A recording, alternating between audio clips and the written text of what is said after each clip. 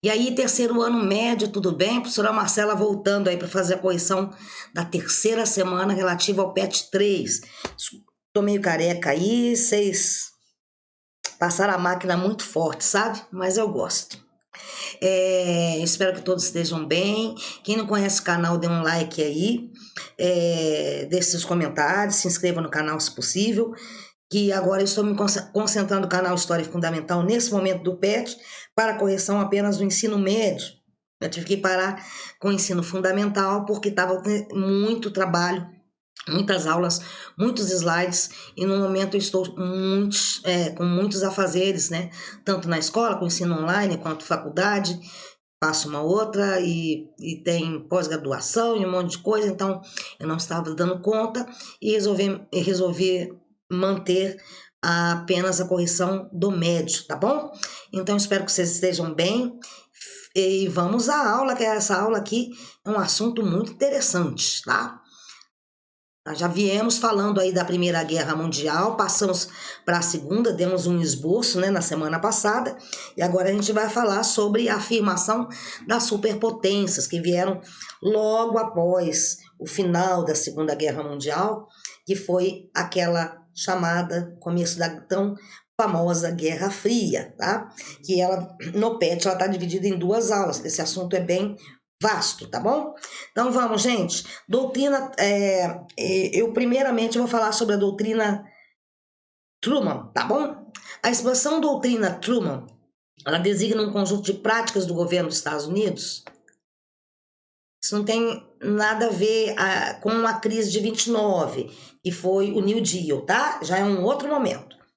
Em escala mundial, a época da chamada Guerra Fria, que buscava conter o avanço do comunismo, porque a gente estudou a Revolução 17 e vimos lá que houve o quê? A Revolução Socialista, né? E que começou a crescer também como um bloco de oposição ao capitalismo, né? Junto aos chamados elos frágeis, que seriam os países que poderiam sofrer essa influência comunista, né? Então, eles estavam querendo ajudar, né, um conjunto de práticas para afastar esses comunistas, para que os Estados Unidos não perdessem as suas condições de terem países capitalistas, esses países não passarem para o lado oposto, tá? Ao final da Segunda Guerra Mundial, né, vimos os países europeus, eles entraram em declínio, vimos isso, né?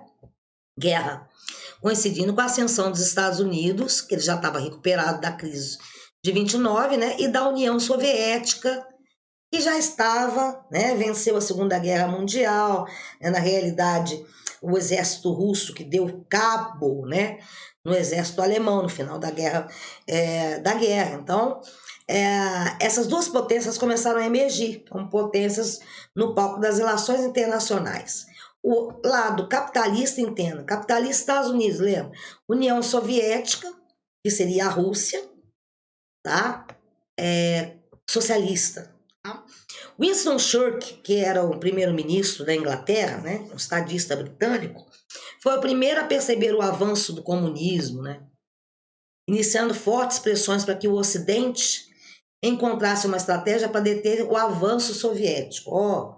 Os comunistas ali estão avançando, a Rússia está ficando grande. Depois vocês vão ver lá na frente a corrida espacial, a questão de quem fabricava mais bomba atômica. Então, começou por isso que se chama Guerra Fria.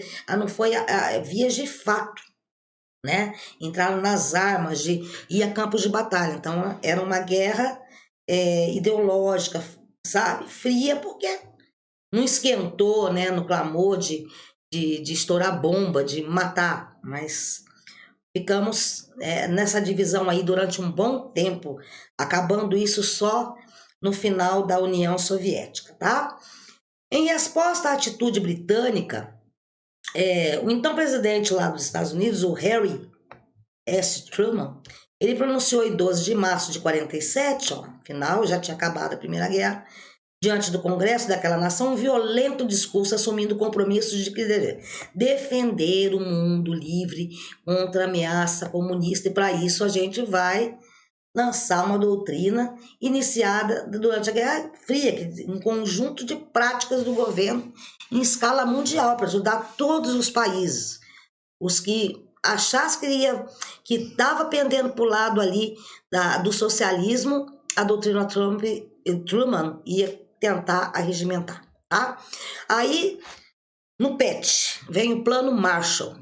O Plano Marshall, de 47 a 51, conhecido oficialmente como Programa de Recuperação Europeia, um aprofundamento da doutrina Truman. Então, por isso que eu falei da doutrina antes. Foi o principal plano dos Estados Unidos para a reconstrução dos países aliados, os países que estavam ao lado, que estavam contra o outro bloco, e perdeu a reconstrução dos países aliados da Europa nos anos seguintes à Segunda Guerra Mundial. Então, é reconstruir, ajudar na reconstrução desses países que estavam acabados pela Segunda Guerra Mundial. Então, o welfare state é o estado de bem-estar social. O estado providencia ou o estado social são formas de organização política, econômica e sociocultural que coloca o Estado como um agente da promoção social, ajuda e organizador da economia. Então, o Estado assume aquela mesma coisa que o Roosevelt lá no New Deal fez, Estava um Estado para assumir, para reconstruir os Estados Unidos, então o Estado interviu. Então, o welfare state era deixar com que o povo tivesse um bem-estar social. E nessa orientação, o Estado é o agente regulamentador de toda a vida e saúde social. Isso daí foi um direito previsto, para as pessoas. Então, a vida, saúde social, política e econômica do país, em parceria com empresas privadas e sindicatos, em níveis diferentes de acordo com o país em questão.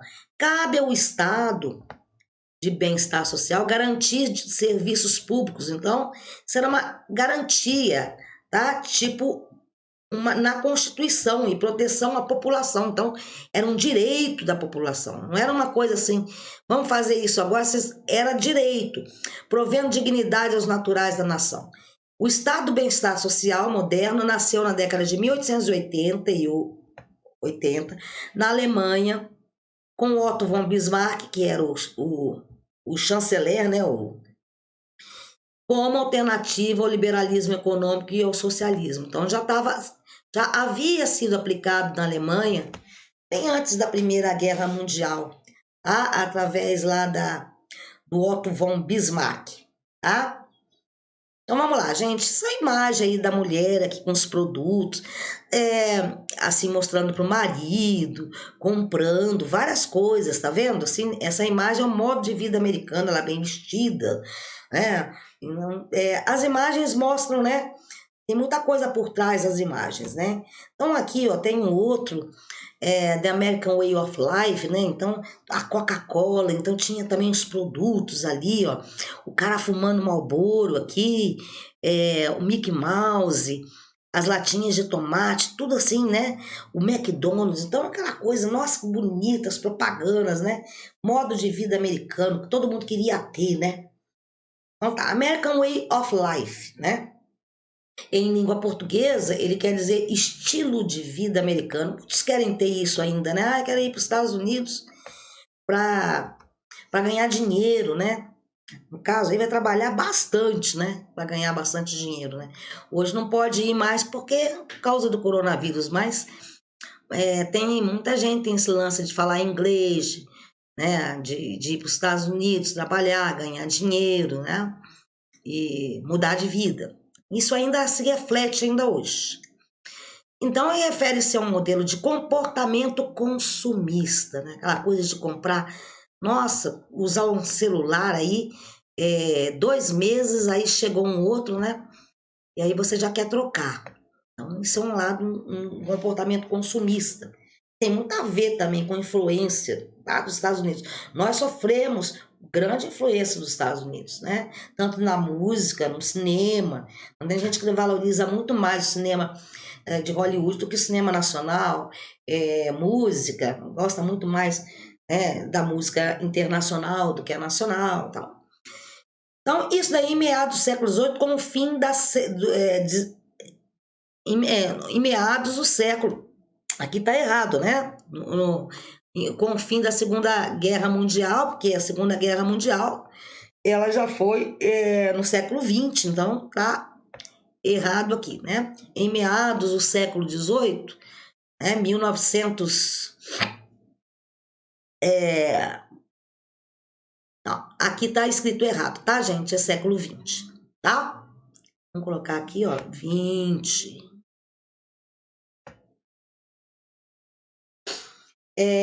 Esse estilo de vida ganhou força total, né, durante a Guerra Fria, tendo por base a crença em valores democráticos liberais. Então, foi aquela propaganda, né?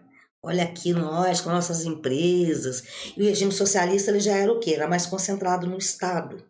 As pessoas não tinham tanto acesso ao consumo, porque o Estado concentra tudo mais na mão. Tá? Então era aquela dicotomia, né? O pessoal lá fumando Marlboro e comprando vários produtos, e aquela coisa assim. E lá na União Soviética, meio fechado, né? O Estado controlando. Então eram vidas diferentes. Estados Unidos consumista e a Rússia mais contida, nas mãos de Stalin, né? Depois, Stalin morre em 53, depois vem um outro presidente que assume, e ele fica nesse meio aí da Guerra Fria também. A felicidade proveniente de bens materiais foi como uma válvula de escape para que os estadunidenses superassem os horrores vividos no passado durante as guerras. Então o povo foi tipo assim, estava vivendo aquela felicidade proveniente dos bens, né, que estavam em franca expansão e tal. Então esquecia aqueles horrores da guerra, que os Estados Unidos mesmo não tendo entrado na guerra, no combate ali no campo de batalha, mas ele participou também, né? Tanto da primeira quanto da segunda, mas não de uma forma intensa, né? Ele vendia muitos produtos para esses países, né? Depois teve a crise de 29, que eles ficaram mal, né? Então, esse ressurgimento, tá, dos bens materiais, o pessoal ficou bem na fita, né? Atualmente, o American Way Life ainda é parâmetro para comportamento dos Estados Unidos, aquilo que eu falei, que reflete esse estilo de vida em muitas potências mundiais. Aquela coisa de querer ser igual aos Estados Unidos, falar inglês, né, música, roupa, celular da Apple, ok? Nós sofremos influência, estou falando aqui do Brasil, no caso aí, outras potências mundiais também têm essa influência grande, tá, desse consumismo americano. Tá, atividade 1. A Segunda Guerra Mundial mal terminara é um texto do Eric Hobsbawm, que é a Era dos Extremos, um grande historiador contemporâneo, tá? A Segunda Guerra Mundial mal terminara quando a humanidade mergulhou no que se pode encarar razoavelmente como uma terceira guerra mundial. Ele está falando do começo da Guerra Fria. Embora uma guerra muito peculiar, pois, como observou o grande filósofo Thomas Hobbes, a guerra consiste não só na batalha ou no ato de lutar, mas num período de tempo em que a vontade de disputar pela batalha é suficientemente conhecida. A Guerra Fria entre os Estados Unidos e a Rússia, gente, e dominou o cenário internacional na segunda metade do século XX, tá, portanto, ali no PET está errado. Vocês desconsiderem, tá bom? Século XVIII não tem nada a ver, tá? Foi, sem dúvida, um desses períodos. Gerações inteiras se criaram à sombra de batalhas nucleares. Quem globais? Será que vai ter uma terceira guerra mundial? Que vocês viram, soltaram as bombas lá. Os Estados Unidos mostrou que tinha bomba atômica no final da Segunda Guerra, que acabou jogando as bombas lá em Hiroshima e Nagasaki, no Japão, né? Então, as pessoas também ficavam naquela coisa, aquela briga entre Rússia e aquela briga assim, né? Diferenciada entre Rússia e Estados Unidos. Nossa, será que vai ter, né? Mas acreditava-se firmemente, podiam estourar a qualquer momento vai ter, né? E devastar a humanidade. Na verdade, mesmo que não acreditavam que qualquer um dos lados pretendia atacar o outro, achavam difícil não ser pessimista. À medida que o tempo passava, mais e mais coisas podiam dar errado, política e tecnologicamente. Um confronto nuclear permanentemente baseado na suposição de que só o medo da destruição mútua é inevitável. Será que vai, gente? Será que vão? Será que eles vão jogar? Será que a União Soviética vai tirar de lá, os Estados Unidos vai tirar de cá? Nossa, se for uma guerra nuclear, vai acabar o mundo. Então, as pessoas vão apreensivas nesse sentido. E aí Hobsbawm fala que essa destruição mútua inevitável impediria um lado ou outro de dar sempre pronto sinal para o planejado. Então, esse medo, de certa forma, impedia, né, o suicídio da civilização, porque se eles resolvessem brigar e tivessem as bombas atômicas, acabava tudo, né? Não aconteceu, mas por cerca de 40 anos pareceu uma possibilidade diária. Não tem um filme que chama os 13 Dias que Abalaram o Mundo, que é um filme, já foi no governo de Kennedy, gente, é muito interessante, que a Rússia colocou uma base em Cuba, né, os mísseis de Cuba, né, e apontaram para os Estados Unidos, né. Foi um momento muito tenso, tá? Porque os Estados Unidos tinham uma base na Turquia, né?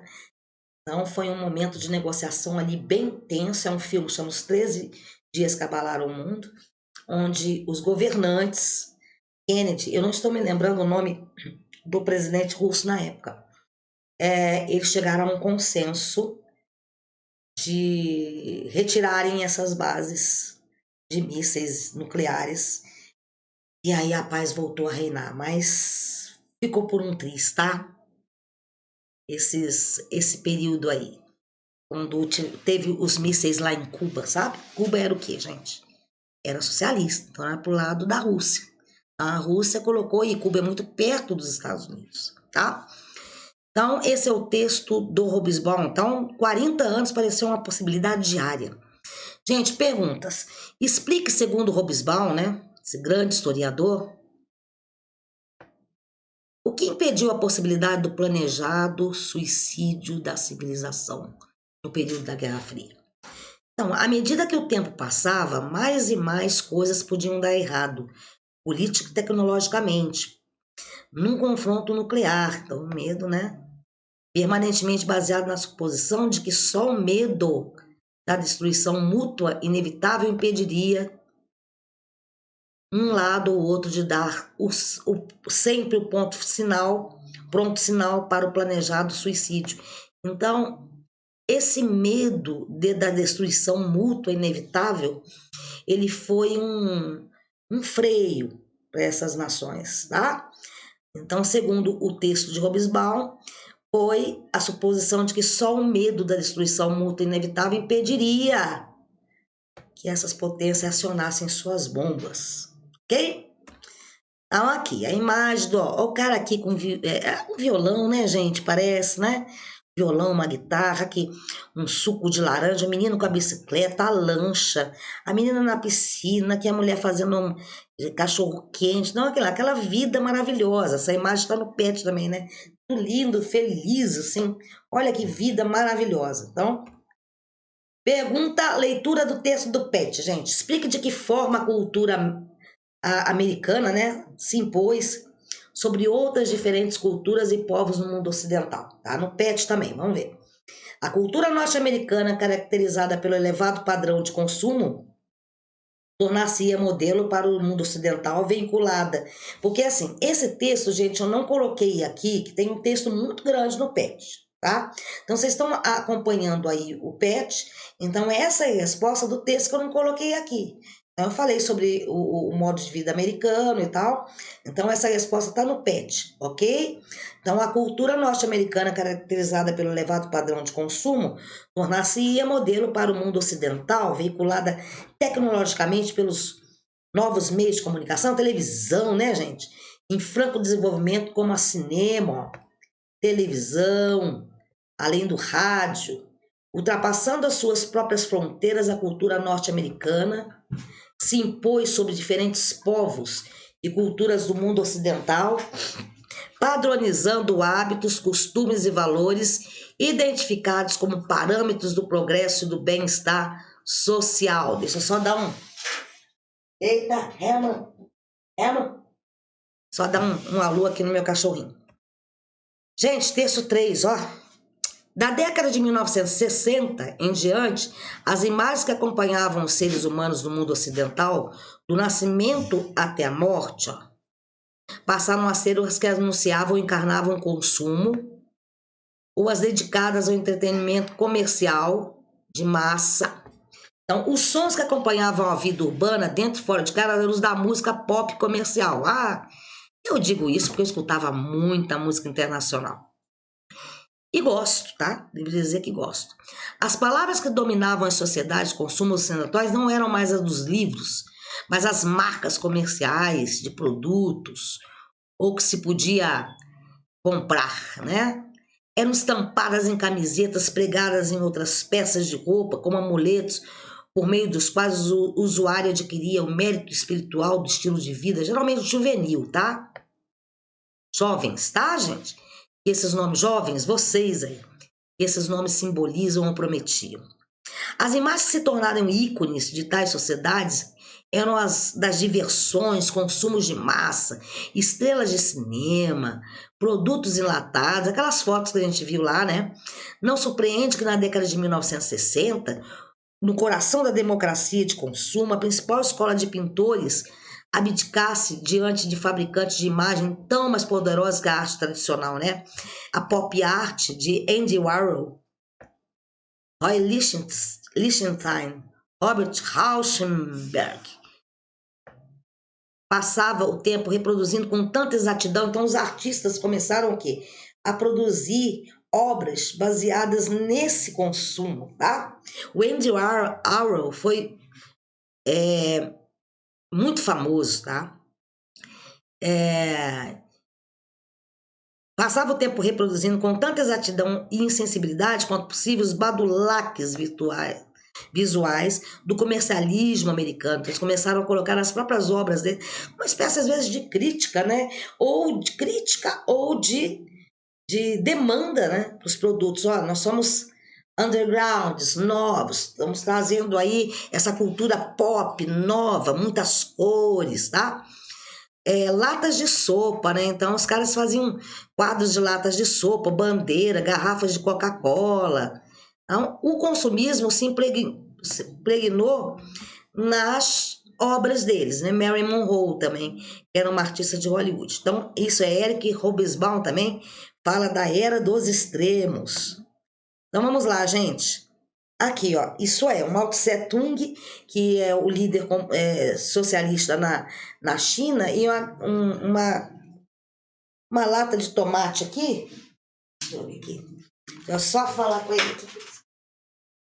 Uma lata de tomate. Então, ó, tá vendo? Trazendo esse tipo de arte bem colorido. Mao Tse Tung, tipo um batom, né? Aqui, a Marilyn Monroe, aqui, como é que é? Cabelo amarelo, sobrancelha. Então, essa é o trabalho de Andy Warhol. Pergunta, gente, como se caracterizavam a partir da década de 60 as imagens e os sons produzidos no cotidiano do cidadão ocidental inserido nos contextos urbanos? Então, portanto, tá nesse trecho que eu trouxe, tá no PET, tá? Os sons que acompanhavam a vida urbana dentro e fora de casa eram os da música pop comercial. As imagens que se tornaram ícones de tais sociedades eram das diversões e consumo de massa, estrelas de cinema, Marilyn Monroe, e produtos enlatados. Essa é a resposta para a resposta 1. Para que grupo social a cultura de massa em especial era dirigida? Que lemos lá, jovens, juvenil, ok?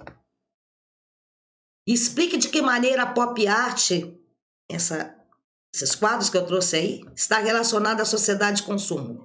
Gente, a pop art surgiu como resultado da insatisfação de certos artistas com essa separação. Então, foi uma espécie de crítica, né? A separação entre a arte e as massas, né? Então, eles estavam meio distantes. Então, eles queriam se aproximar um pouco mais do público, né? Como uma crítica ao consumismo e, ao mesmo tempo, fazendo uma crítica, né? e a sociedade do consumo, os artistas da pop art passaram a usar signos, né? A gente possa arquétipos, coisas que você olha e relaciona a alguma outra coisa, né? Os signos estéticos, né? Não seria assim, a Marilyn Monroe, vou pegar aquela atriz de cinema de Hollywood e vou transformar ela, colocar ela com toda colorida, não fazer uma relação, né? Os signos que ela era massificada, né? A Marilyn Monroe ela era é uma atriz famosíssima, né?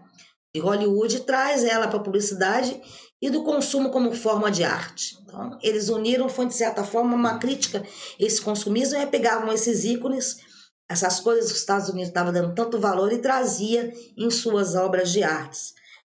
Lógico, vendia muito, né? Os quadros do Andy Warhol são valiosíssimos, tá?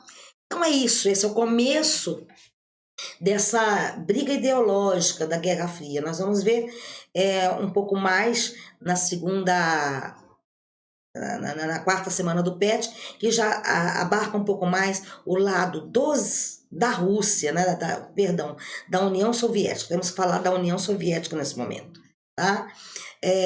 Já abarca mais a função que pega mais o outro lado, tá? É melhor você tentar algo, ver o não funcionar e aprender com isso do que não fazer nada. Frase do Mark Zuckerberg, eu espero que vocês estejam bem. Quem chegou até o final aí dá um ok. Esse assunto é muito interessante, tem a ver com globalização, tem a ver com sociologia, tem a ver com geografia. É muito interessante a questão da Guerra Fria. E graças a Deus que naquele momento lá dos 13 dias eles não acionaram as bombas, senão acho que não estava aqui dando aula para vocês. Tá? Eu espero que esteja tudo correndo bem. Desculpa aí meu cachorrinho, que atrapalhou um pouquinho a aula, mas eu deixei ele aqui, me encher um pouquinho hoje. Eu gosto muito dele.